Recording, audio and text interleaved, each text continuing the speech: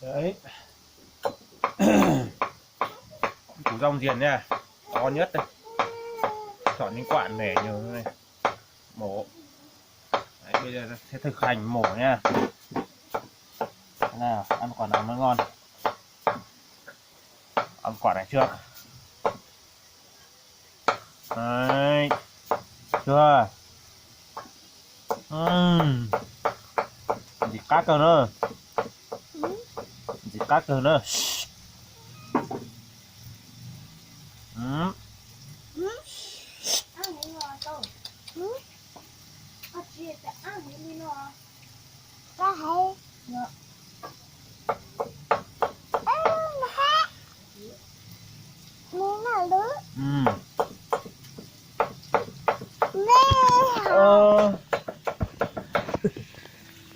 Chỉ có mà này con nhé con chít lù là đấy tốt à chít tốt à tốt trẻ đấy còn nó sẽ chơi thì mới được sai chơi hả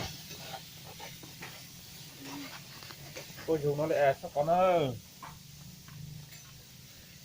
chỉ có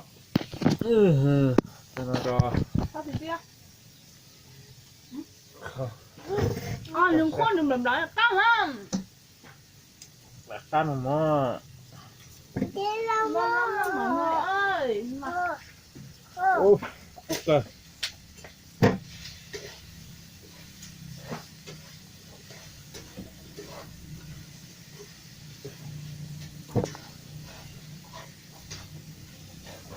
giống củ riềng ngon lắm nha mọi người ơi. ai da cục từ nó lùng rồi chú càng sót biết tốt tàng nè đi nhẹ chứ hả trồng xe cái này vai chứ cắt nè nó con nó chỉ là con mong lịch thời lần lần đây nè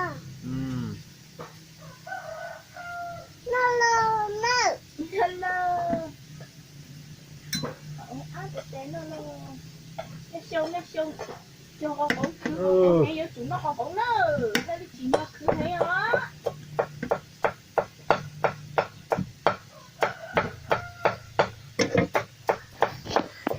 ôi trời ơi đây đấy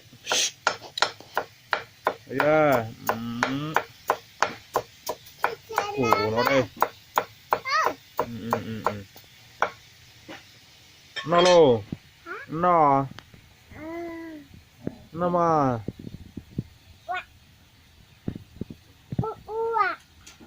nó sẽ bỏ cá nó sẽ bỏ cá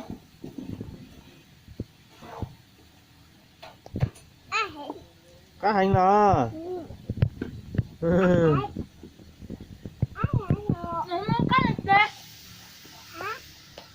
nó sẽ ấp sắp lại đâu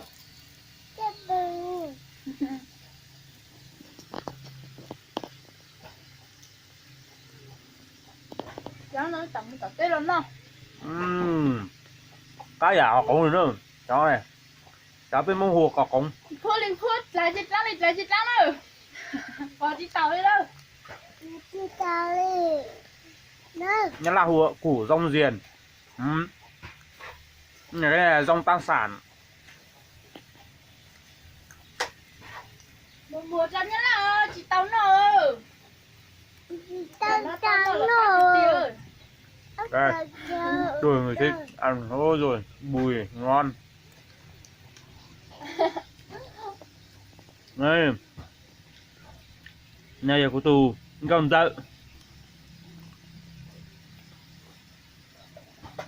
ô nó chọc lá cờ nó chọc lá cờ nữa nào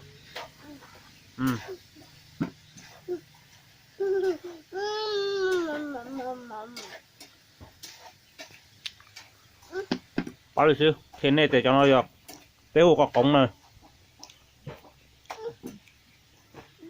cho để nhau này sát tép của mua bắt em mua không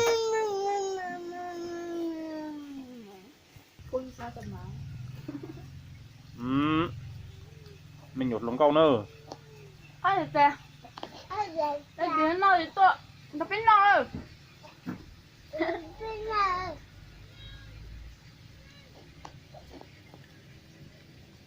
Mình nhỏ luôn có muốn hả nữa. Goodbye. Hello. See you again. Nó nữa. Còn gì cơ. Cái tổ rồi chế nữa. Còn gì cơ. Không còn cũng no xin nữa.